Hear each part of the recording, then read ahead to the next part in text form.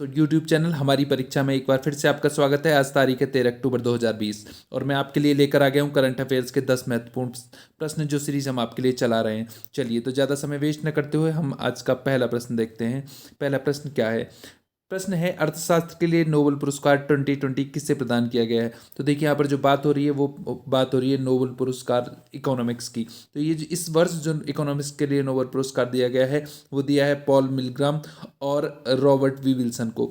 और ये इनको दिया किस लिए गया है? देखिए, इन्होंने नीलामी के सिद्धांत में सुधार और नए नीलामी स्वरूप के आविष्कार के लिए इन दोनों को ये पुरस्कार दिया गया है। तो इसका जो सही उत्तर होने वाला है वो है ए और बी दोनों, यानी कि पॉल मिलग्राम और रॉबर्ट बी विल्सन। अब यहाँ पर जानना ये महत्वपूर्ण है। देखिए, नोबेल पुरस्कारों की जो घोषणा हुई थी वो 1901 से नोबेल पुरस्कार दिया जाता है, लेकिन बात करें वहीं हम अर्थशास्त्र नोबेल पुरस्कार की तो इसको 1968 में एस्टैब्लिश किया गया था और पहला जो नोबेल पुरस्कार दिया गया था वो 1969 में दिया गया था। ठीक है, तो 1969 में पहला नोबेल पुरस्कार दिया गया था, जबकि इसकी जो स्टार्टिंग हुई थी वो 1968 में हुई थी। और देखिए, ये जो प्रेजेंट किया जाता है अर्थशास्त्र का नोबेल पुरस्कार है, इसका जो फाइनलाइजेशन किया जाता है वो दिया जाता है royal Swedish academy of sciences. ठीक है, तो इसका जो सही उत्तर होने वाला है वो है ऑप्शन 3, ए एंड बी दोनों। देखते हैं हम अपना अगला प्रश्न।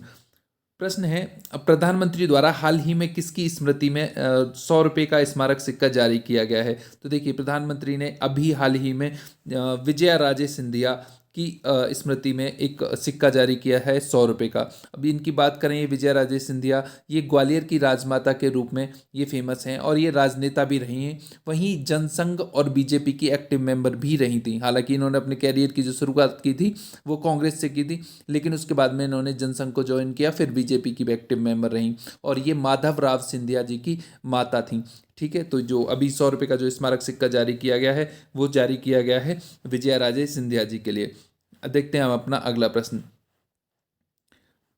प्रश्न है, हाल ही में चेस कॉम 2020 चैंपियनशिप किसने जीती है? तो देखिए, यह है chess.com। ठीक है, chess.com की जो चैंपियनशिप जो जीती है chess.com की वो जीती है निहाल सरीन ने। और देखिए, यहाँ पर अगर हम बात करें निहाल सरीन की तो जो निहाल सरीन है ये सिर्फ अभी महज 16 साल के हैं। कितने साल के हैं? 16 साल के हैं और ये केरल से संबंध रखते हैं। और 14 साल की उम्र में ही, हालांकि 2 साल पहले ही इन्होंने ग्रैंड मास्टर का खिताब जीता था और केरल की बाढ़ के दौरान भी इन्होंने फंड रेजिंग करके कुछ पैसे जुटाए थे, जो केरल के बाढ़ गरीबों की इन्होंने मदद की थी।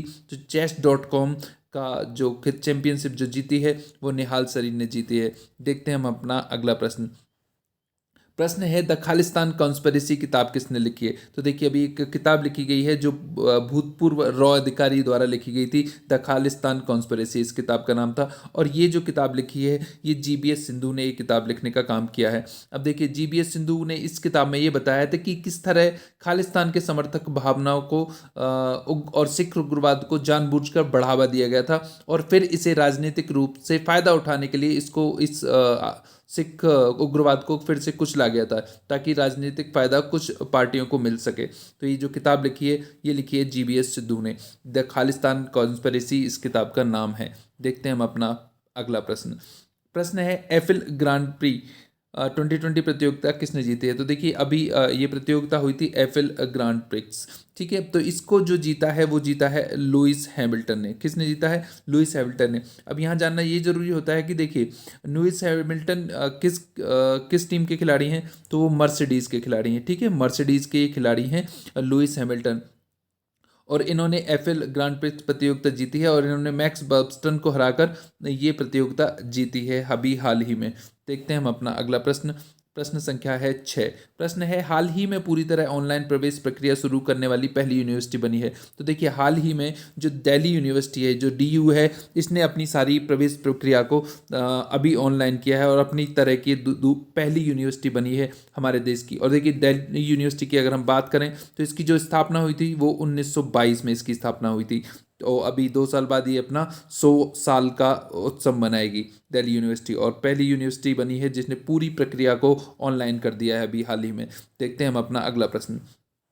प्रश्न है, हाल ही में इन्वेस्ट इंडिया सम्मेलन का आयोजन कहाँ किया गया? तो देखिए, जो इन्वेस्ट इंडिया जो कॉन्फ्रेंस हुई है ये हाल ही में की गई थी कनाडा में। कनाडा में इसका आयोजन हुआ था और प्रधानमंत्री मोदी द्वारा इसको एड्रेस किया गया था ऑनलाइन एड्रेस किया गया था, वर्चुअल एड्रेस किया गया था इनके द्वारा। और कनाडा की देखिए 600 से अधिक कंपनियां हैं जो भारत में काम करती हैं, ठीक है। तो भारत के बहुत सारे लोगों को कनाडा की जो कंपनियां हैं 600 से अधिक वो रोजगार प्रदान करती हैं। और इसकी यहाँ पर अगर हम बात कर रहे हैं अभी कनाडा की, तो जो कैपिटल है वहाँ की, जो कैपिटल है कनाडा की वो है ओटावा, ठीक है। ओटावा वहाँ की कैपिटल है कनाडा की। देखते हैं हम अपना अगला प्रश्न।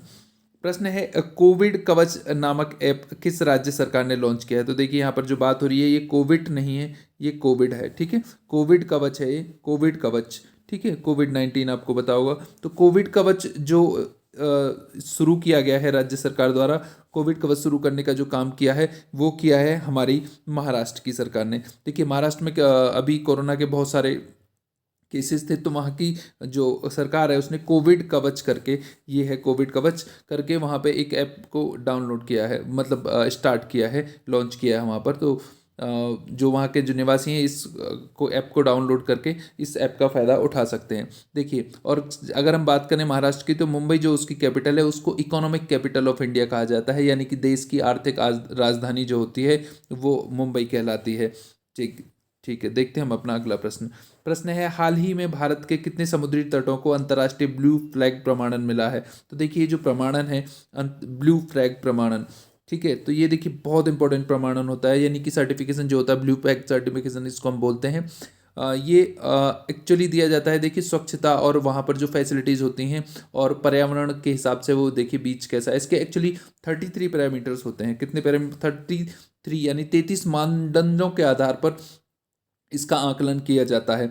और ये अभी भारत के ये 8 बीचों को दिया गया है, यानी कि 8 तटों को ये सर्टिफिकेशन दिया गया है, इंटरनेशनल ब्लू फ्लैग सर्टिफिकेशन।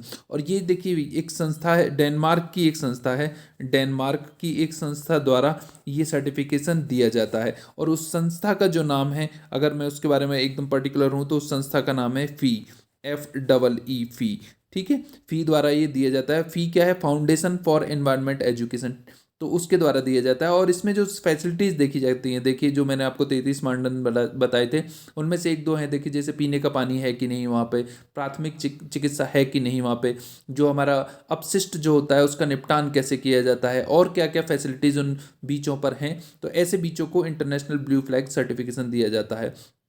चलिए देखते हैं हम अपना अगला प्रश्न। आज का अंतिम प्रश्न है ये हमारा प्रश्न, किस राज्य केंद्र शासित प्रदेश में बैटरी वाहनों को रोड टैक्स से छूट प्रदान की गई है।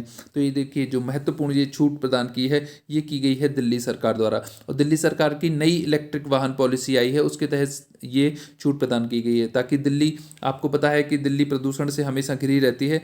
तो दिल्ली के लिए वहाँ की जो सरकार है उसने कहा है कि अगर कोई इलेक्ट्रिक व्हीकल खरीदता है तो हम उसको सब्सिडी भी देंगे, और जो रोड टैक्स होता है उसमें भी उन वाहनों को छूट प्रदान की जाएगी। चलिए ये आज के हमारे 10 महत्वपूर्ण प्रश्न थे, आपने तैयार कर लिए हैं अच्छे से। आगे भी आप हमसे जुड़े रहिएगा, और इसकी अगर PDF चाहिए आपको तो हमारे टेलीग्राम चैनल से आप इसको डाउनलोड कर सकते हैं, इसकी PDF विद आंसर्स, जिसका डिस्क्रिप्शन लिंक हमने टेलीग्राम चैनल का इस वीडियो के डिस्क्रिप्शन में दे दिया है उसका लिंक। चलिए बहुत बहुत धन्यवाद आपका, all the best, thank you very much.